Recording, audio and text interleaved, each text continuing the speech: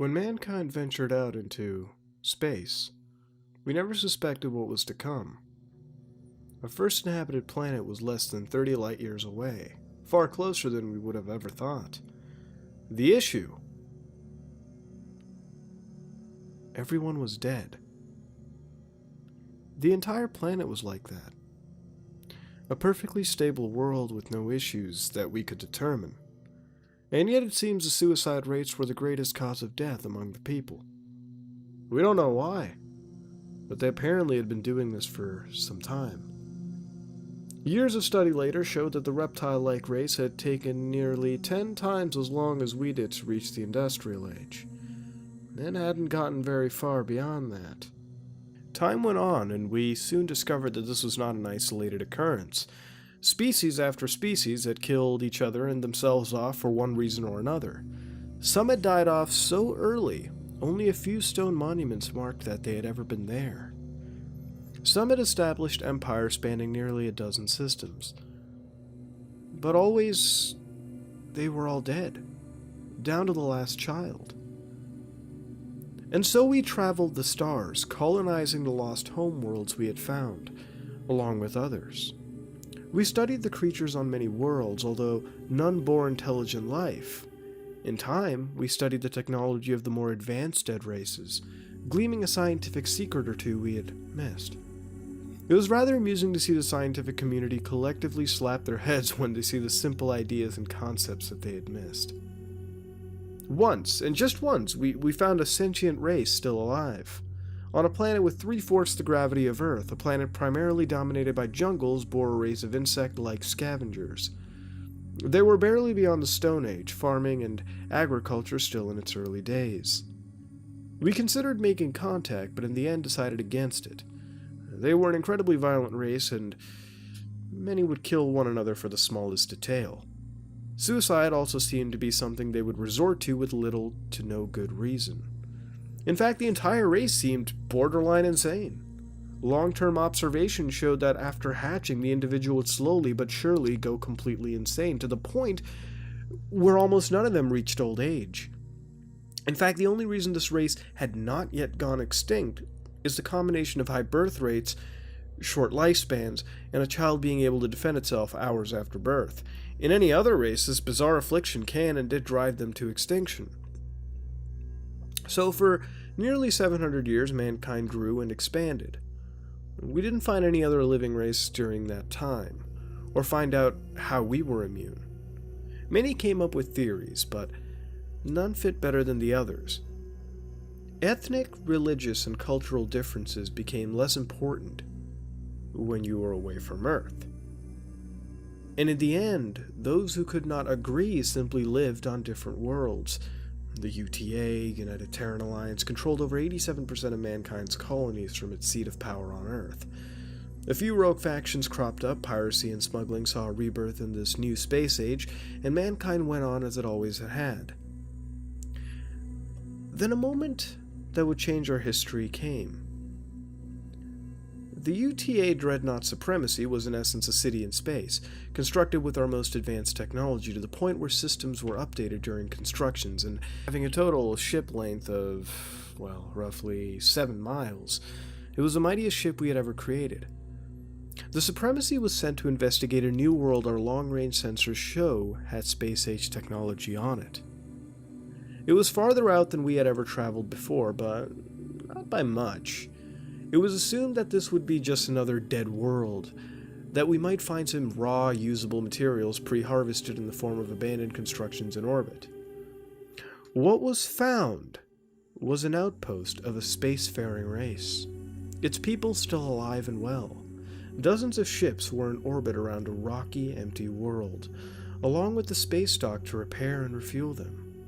They were remarkably primitive compared to our own and much smaller. The largest was perhaps the length of a football field, if that. From the scarring and damage, along with the derelict ship floating nearby of a different make, they had been fighting not too long ago. Our first contact didn't go so well. However, we would later piece together what happened, and it went something like this. As soon as what might have at the time been the largest spaceship in the galaxy, that had appeared among top of them, The race known as the Kondar were sent to the edge of panic. The commander tried to keep a disaster from occurring in order for the ships not to open fire. Communications on both sides failed. We ourselves had long ago stopped carrying any equipment or training our crew for first encounters, and apparently the Kondar had not had any first contacts of their own in hundreds of years. It also didn't help that our subspace communications were just advanced enough that the garbled words the poor Kondar picked up on their outdated systems sounded horribly sinister and alien even by the wide standards of the galaxy as it now was. One of the Kondar gunmen on the closest ship had a panic attack after hearing our garbled transmission. He fired upon the Supremacy, which, in a placating gesture, had lowered its shields. The shot was able to breach the hull at a single point, and cost the lives of 3 crewmen. The captain of Supremacy ordered the shields raised and a warning shot fired. Unlucky for the Kondar, the concept of warning shots was alien to them. They didn't stop to ask why the single shot had missed. It was a short fight, let me tell you that. The Supremacy blew away a single craft to secure its escape vector. A sad but necessary tactic. This only hurt our reputation further with what happened later. As we soon discovered, nearly 3% of the galaxy is part of what was known as the Veil of Madness.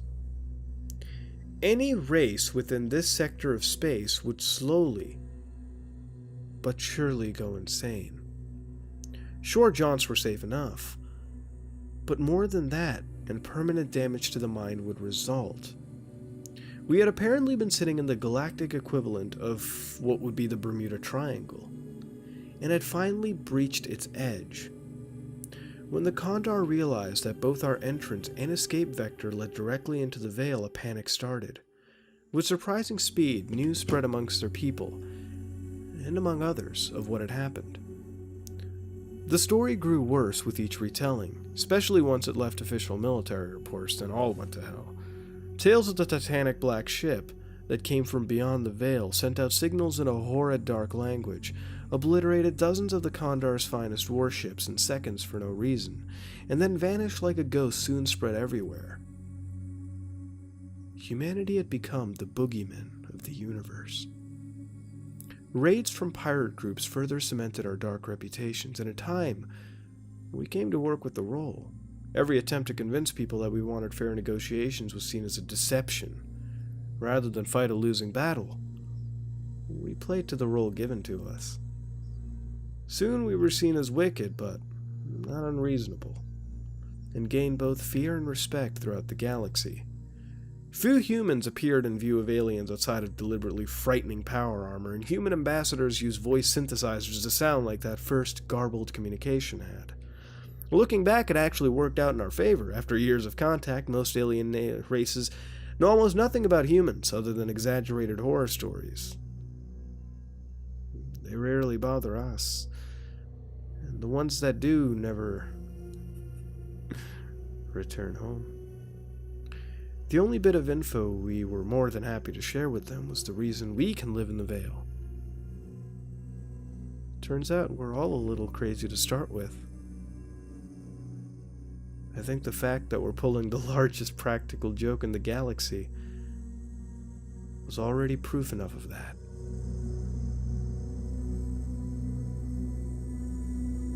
So, this was a creepypasta set in the days of when humans finally reached space. Now, I don't know what to think of this at first, but I kind of wanted to do a space creepypasta, as one of my favorite upcoming games, No Man's Sky, is reaching release. And, well, I do love space and space video games in general, and I know this wasn't a gaming creepypasta, but it was sort of like an Exit Monday article, and I'll get to it. All in all, I did enjoy it.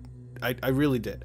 Now, I won't say this is creepy in the sense that you have some weird monster or entity hunting you down, or an evil-possessed ROM planting Sonic plushies in weird locations. No, it's not spooky like that, nor does it have wacky old skeletons rolling around, but no, it's creepy in the way Exit Monday articles are, in the sense that it's eerie, chilling, and overall fascinating to truly think about this entire concept.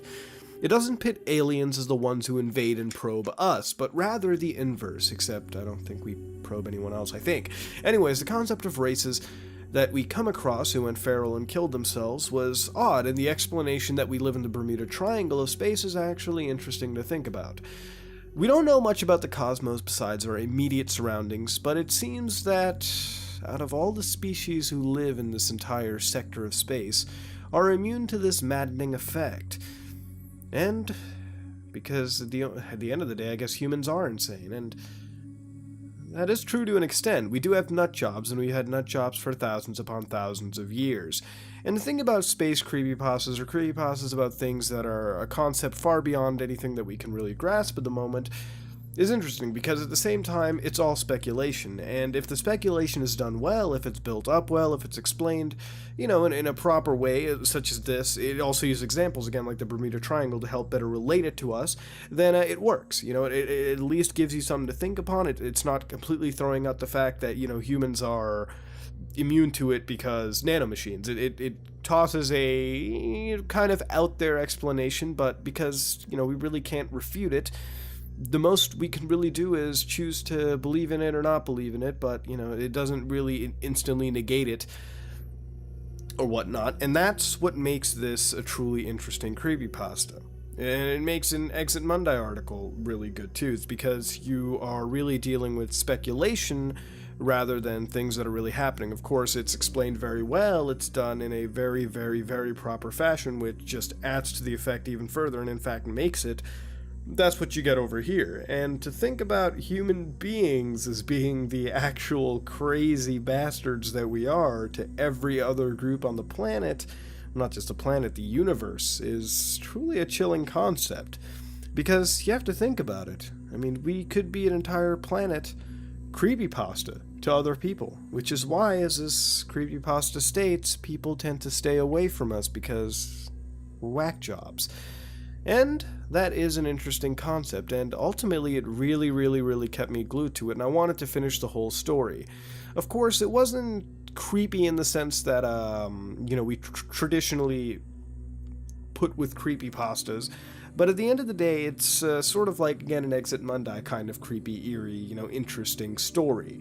And when it handles it like that, it does it quite well, and I think this is really, really good, just the way that it kind of makes you think, the little science fiction it tosses out there. Do I think it could have been done better? Yes, I could have.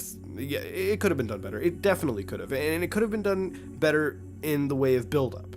You could have definitely taken the concept of the veil of madness and expanded upon it even further to better explain to us, again, like an Exit Monday article, where you would explain to us in a more scientific term of why something like this would occur and why we would be more immune to it, rather than just giving us a jot note, rather cliff note version of it. And if you were to do that, I think the creepypasta would reach a newer level of quality, and it'd definitely be one of my favorites. But where it stands right now, it's an interesting read. It's not super creepy in the sense that we, in the traditional creepypastas we read here on the channel. But overall, it is interesting. It is good. Ultimately, to think of mankind as being the true spook of the universe. Ultimately, I want to ask you what you thought about this creepypasta in the comment section below. What would you rate it, and what would you change to make it better? And do you think we live in the Bermuda Triangle of space? If so, are we crazy? Let me know.